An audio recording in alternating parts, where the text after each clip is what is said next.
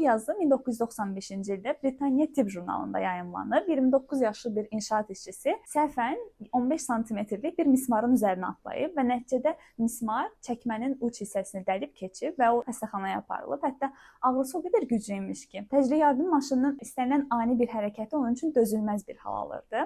Amma xəstəxanada həkimlər maraqlı bir situasiya ilə qarşılaşıblar. Çəkməni çıxaranda əslində onun barmaqlarının və yaxud ayağının zədələnmədiyini görüblər. Mismar sadəcə çəkməni dəlib, yəni barmaqlarının arasından keçib. Yəni əslində faktiki bir zədələnmə olmasa belə, xəstə çox şiddətli ağrı təcrübə edib. Bunun tam əksi olan bir hadisə isə 2007-ci ildə yayımlanıb. Bu zaman yenə bir inşaat işçisi iş qəzası nəticəsində mismar tapancası üzünə açılıb. Bir neçə mismar üzünü zədələyib. Çənəsinin altında bir çapıq, eyni zamanda dişində zədələnmə ilə bu hadisəni atlatdığını düşünüb və növbəti 6 gün müddətində həyatına normal şəkildə davam edib. Yəni yeyib, içib, işinə gedib.